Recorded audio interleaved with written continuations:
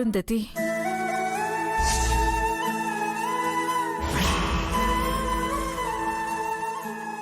ఇన్నేళ్లలో నేను ఆశ్రమంలో ఎంతో మందిని పెంచాను, కాని అరుంధతి లాంటి గుణవంతురాల్ని నేను చూడలేదు రాజుగారు.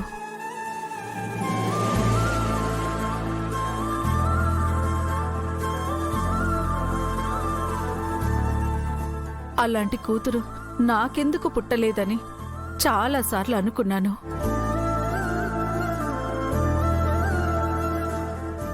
బతికున్నన్ని రోజులు మంచితనంతోనే ఉంది. అదే మంచితనం వల్ల ఒక స్వార్థానికి బలైపోయింది.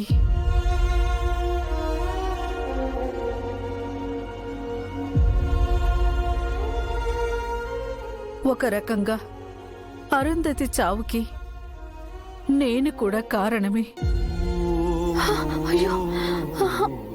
ఆ రాక్షసిని నేను ఆశ్రమంలో చేర్పించుకోకుండా ఉండుంటే అరుంధతి బ్రతికుండేది.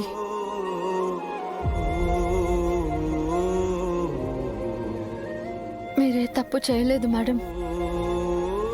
తల్లిదండ్రులు లేని వాళ్ళని మీరు చేరదీశారు.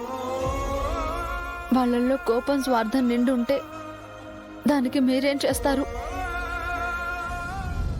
అరుంధతి భర్త అమరేంద్ర గారు ఆయన పిల్లలి ఆకలిని అర్థం చేసుకుంటారు.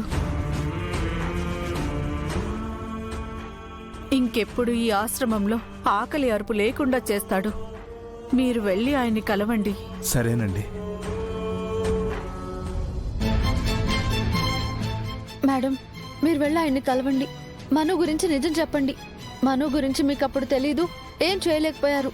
ఇప్పుడు తెలుసు కదా. ప్లీజ్ వెళ్ళి ఆయన్ని కలిసి నిజం చెప్పండి. మీకేమి కాదు, ఆయన మిమ్మల్ని కాపాడతారు.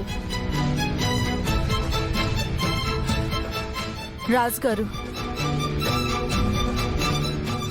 పిల్లలు టిఫిన్ చేశాక అందరం కలిసే వెళ్దాం. నేను వస్తాను. అలాగే అమ్మా.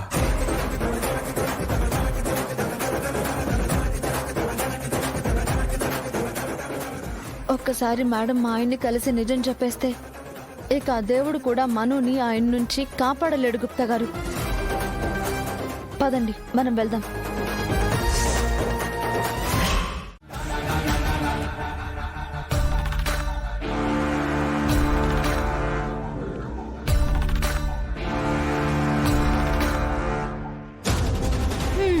సరిపోయింది బావగారు. తర్వాత మాట్లాడడానికి నా దగ్గర టైం ఉన్నా మీ దగ్గర టైం లేనట్టుంది. చిత్ర, మీరు జైలుకెళ్లేలోపు ఆ డబ్బులేదో మాకు అరేంజ్ చేసి వెళ్ళండి. రా వినోద్. చిత్ర, రా.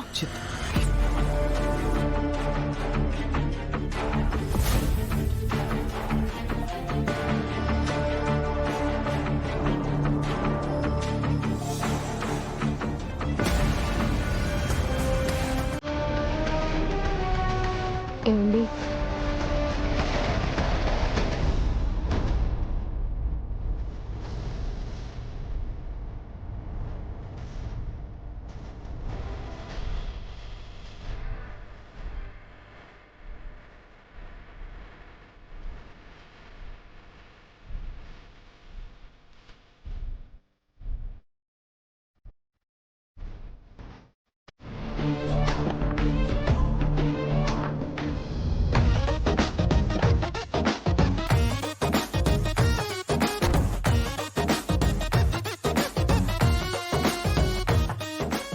బాలిక, ఇచ్చట ఏదో కాలిన వాసన వచ్చుచున్నది. నీకును వచ్చుచున్నదా? ఏంటి కామెడీ చేస్తున్నారా? ఇప్పుడే ఆ కారు నాపేస్తా. బాలిక ఆగము. మరలా అటులు అనినచో నీ శక్తులన్నీ కోల్పోయేదవు. అయ్యో గుప్తా గారు, వెళ్దామా?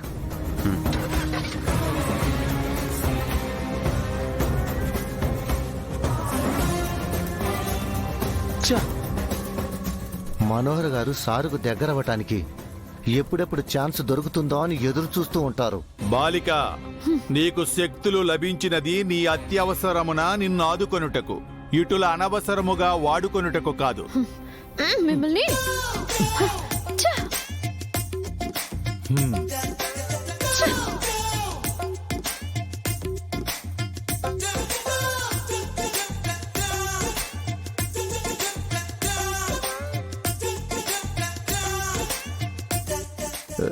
సారీ మేడం, సార్ని మనోహర్ గారితో వెళ్లకుండా ఆపలేకపోయాను. I'm very sorry. It's okay Rathod.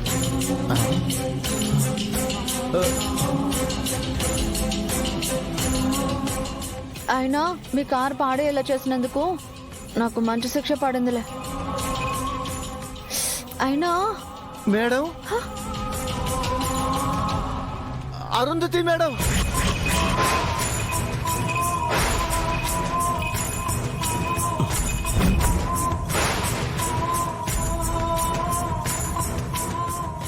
Gupta గారు, రాథోడ్కి నేను కనిపిస్తున్నానా?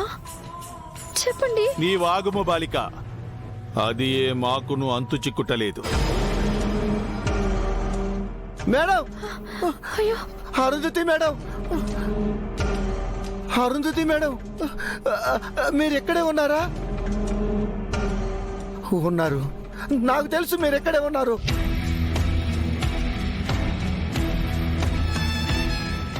సార్ని పిల్లల్ని వదిలి మీరు ఎక్కడికి వెళ్ళరు మేడం. వెంటనే ఈ విషయం మిస్సమ్మకు చెప్పాలి.